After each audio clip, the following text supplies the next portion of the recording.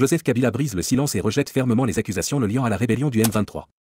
Face aux allégations de son successeur Félix Tshisekedi, l'ancien président de la République démocratique du Congo contre-attaque avec des mots forts et une posture ferme. Que faut-il comprendre de ces déclarations? Quelle est la vérité derrière ces accusations explosives? Nous allons tout analyser en détail dans cette vidéo. Mais avant de commencer, abonnez-vous à la chaîne et d'aimer cette vidéo pour nous soutenir. C'est important pour nous aider à continuer à vous apporter du contenu de qualité. C'est parti.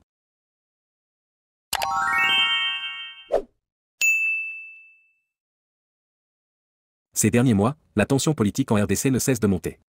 L'Est du pays est toujours en proie à une insécurité grandissante, et le président Félix Tshisekedi a récemment pointé du doigt l'ancien président Joseph Kabila, insinuant qu'il aurait des liens avec la rébellion du M23. Le M23, un groupe rebelle actif dans l'Est du pays, est accusé de semer le chaos en collaborant avec des forces étrangères.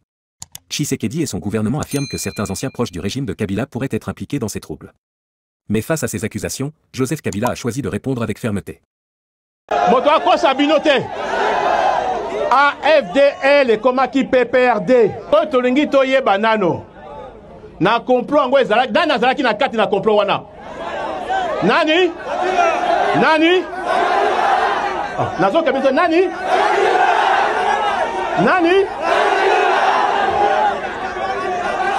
De vérité et matakana nini? Mais ekomaka. C'est ça la vérité. Ozalaki mokonzi ya mboka.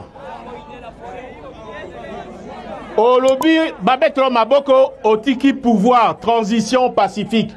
Tobeti maboko. Yo wana osepeli na mosala na successeur na yote ozolukele makambo po lungola ye na mosala. Yo nani yo nzambe po lobano yo kokite il faut nazonga.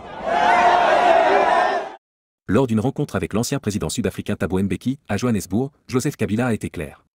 Ces accusations sont tout simplement infondées. Il a mis au défi ses détracteurs, y compris Félix Tshisekedi, de fournir des preuves concrètes au lieu de lancer des accusations gratuites. La prochaine fois que vous le verrez, demandez-lui de vous fournir les preuves de ses dires. Une déclaration qui a immédiatement fait réagir la scène politique congolaise. Joseph Kabila ne s'est pas contenté de nier les accusations. Il a également cherché à démonter l'argumentaire de ses opposants avec une logique implacable. Si j'étais complice du M23, la situation serait différente de ce qu'elle est actuellement. Par cette déclaration, l'ancien président sous-entend que l'état du conflit actuel prouve que ces accusations sont absurdes. Si Kabila soutenait réellement le M23, le groupe rebelle aurait eu un poids bien plus considérable dans la région. Il a ensuite lancé un défi direct à son successeur. Demandez au président Tshisekedi de vous fournir des preuves de ces allégations. Une réponse qui montre que Kabila ne compte pas se laisser accuser sans combattre. Remember all of them, but thank you. My meeting with former President Mbeki stems from an invitation when we met in Windhoek, I believe it was 2 weeks ago. He wanted to know what it is that was happening in the Congo, so he invited me, and that's why I came to see him. 2 or 3 of the questions, I'm not the spokesman of the M23, so why did they not go to a meeting or not? I'm not very conversant with that. They definitely have their reasons, and you might have other channels to ask them that. But what was the third question?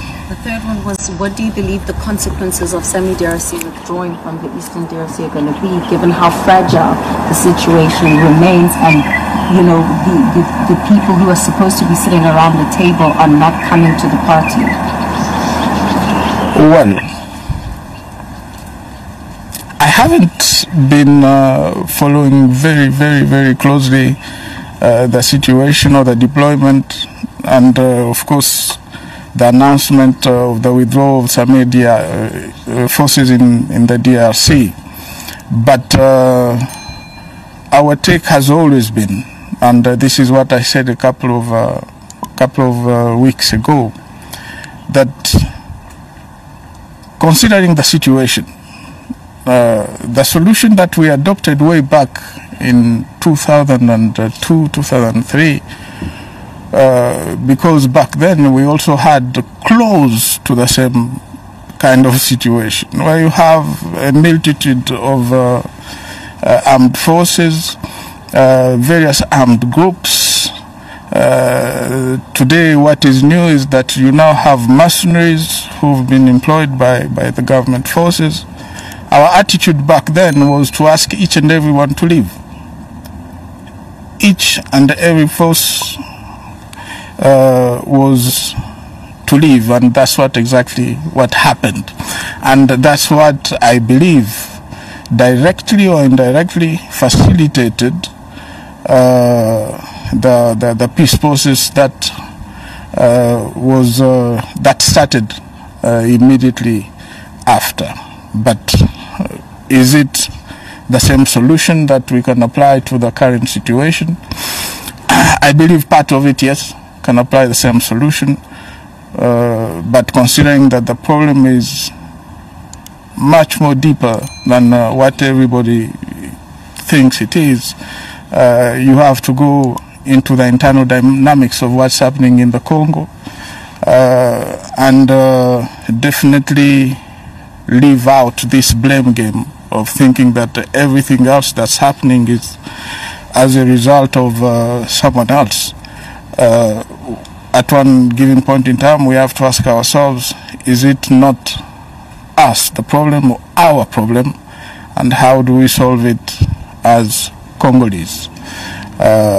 So what are the consequences of Samir DRC pulling out? Well, I don't see any major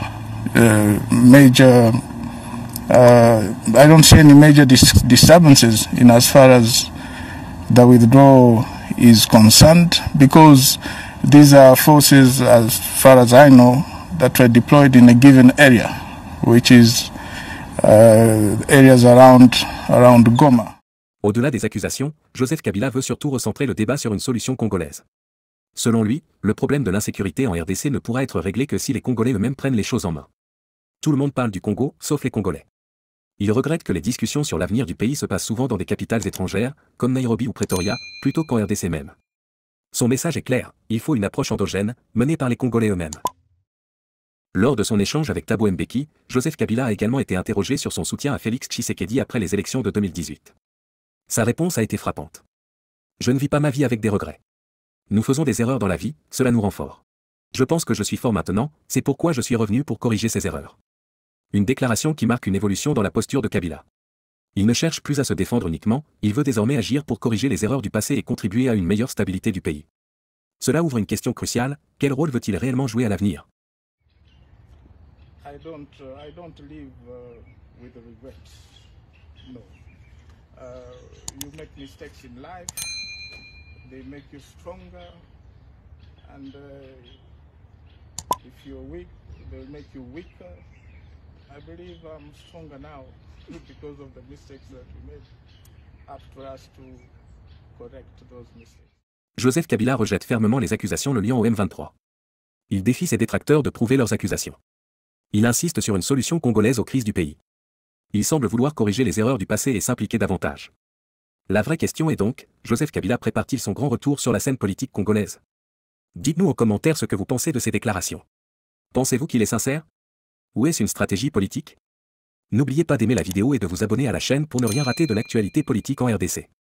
Activez la cloche de notification pour être informé dès qu'une nouvelle vidéo est en ligne. À très bientôt pour une nouvelle analyse.